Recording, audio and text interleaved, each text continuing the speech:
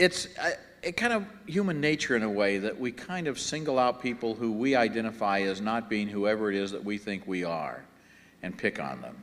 And it's not one of the nicest parts of human nature. In fact, it's something that I think civilization is designed to help us overcome, and a fully avowed person is able to look at every other person square in the eye and take them for who they are without bringing along all kinds of baggage about secondary categories. But here's a movie about a popular young high school student, a girl who is doing very well. As a teenager in high school, when something happens to cause her to have to re-examine her relationship with herself and with her family and with her society, it's extremely thought-provoking. It is so encouraging to see intelligent, caring, passionate filmmakers who look at teenagers who are the future and listen to them and try to portray them in a way that not only helps us understand them, but even more importantly, because this movie's primary audience, I'm sure, is one of its primary audiences, certainly teenagers, helps them to understand themselves. So this is Maryam. This is Ramin Seri, the director, and Shauna Lyon, the producer.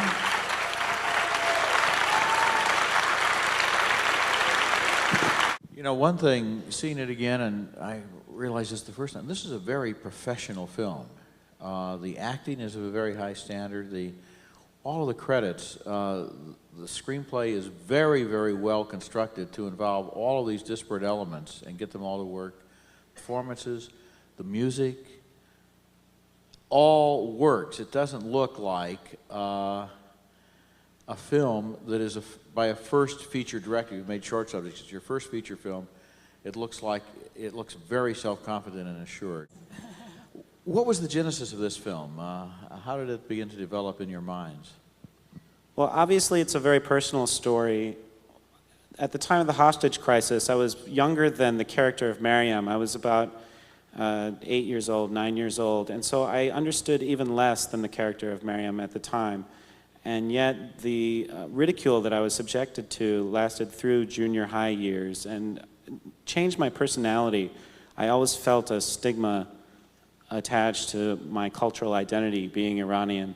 I never felt as though I quite fit in because of, such a traumatic experience. And it was only when I became a young adult and into my college years that, of course, naturally being separated for the first time from my parents, I started to yearn for a connection to them, my extended family, and the culture, and try to understand who I am in this society, and I could trace everything back to these events of 1979. And then speaking with other Iranians in the United States, I started to realize that there were all these stories that people had and were telling me one-on-one, but were similarly ashamed to make public.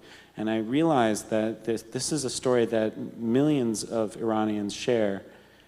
No matter where they were in the world, they were affected by this event. And I wanted to preserve this piece of history, which I felt was so important for everyone in the United States, and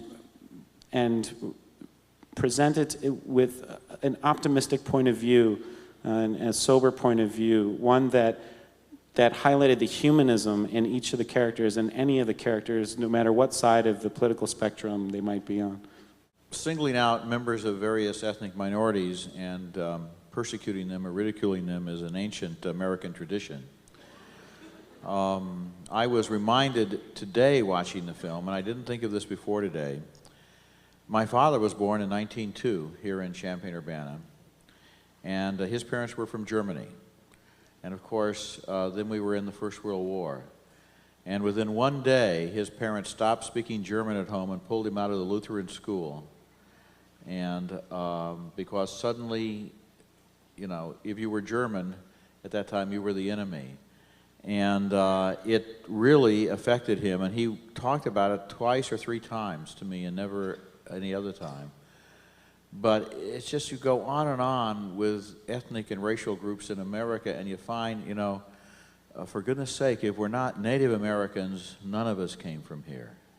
And what the hell kind of point are we trying to prove? Because we all got off the boat You know, every single one of us did, and we're all in this boat together. And you know, when I see a film like this, it brings tears to my eyes because I'm sure it did really affect you, although also it gave you a subject for a film. But on the other hand, that wasn't a consolation when you were a kid in school. Are there questions from the audience? We have microphones both above and below. Put up your hand and somebody will find you with a microphone. My question is, how much did the film cost to make, and how did you raise funding for it? They won't tell you. Let me. We can't actually They tell never you will. that. It was less than $10 million, and It was less than $1 million. okay, it was less than $1 million, and we raised the money privately through family and friends. And as an unproven director with no track record, fresh out of film school, I can tell you that that's usually the situation. It's very difficult. And the subject matter was such a difficult sell. I had a professor who read the script and said, you know, it's really great, but you're never going to get anybody to invest any money in it because you've got Iranians as the stars. And this is like my most, you know, trusted professor. So I was determined to prove him wrong. And You know, the one thing that you also proved, probably to the relief of your investors, is that you really can make a good movie. And this would also be very important, I think, in terms of your next projects, because you can show this to anyone and they know that they're dealing with professionals. Yeah. We'd like to say that we really enjoyed your film. I'm over here. It's always funny because we can always hear you, but we never know where you are. We're over here. And your casting was absolutely superb. What we'd like to know is how long did it take to make the film? We started pre-production in June of 1998, and then we shot the film for 25 days in October of 98. Then we edited for a while, and then we took a hiatus to look for some more money. We finished the film in December of 1999. One thing I mentioned in my review from Hawaii is that you didn't turn the parents into broad stereotypes.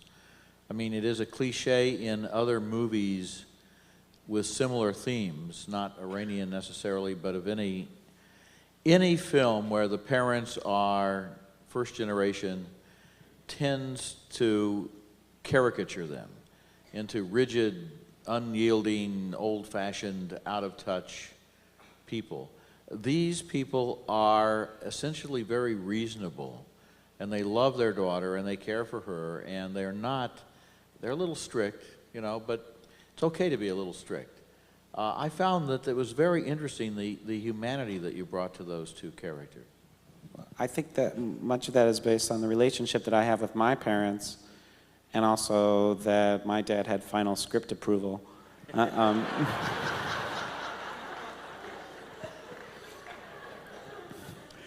Are you just saying that because they're in the audience? Why don't you introduce them?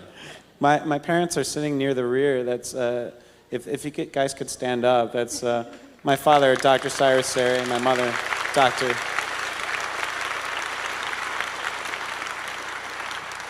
Shauna, you must have some relatives My here. mother is here. Where's my mom? Hello, Tish Mom. Lyon. She's There she is. And my aunt, Maryam, is here as well. My aunt, I don't know where she's sitting, but hi. We want to ask you to come back at 7 o'clock for Such a Long Journey, and at 10 o'clock for Stories from the Second Floor, and all day Friday and Saturday and Sunday too. Thank you very much. Thank you. Thank you. Congratulations once again.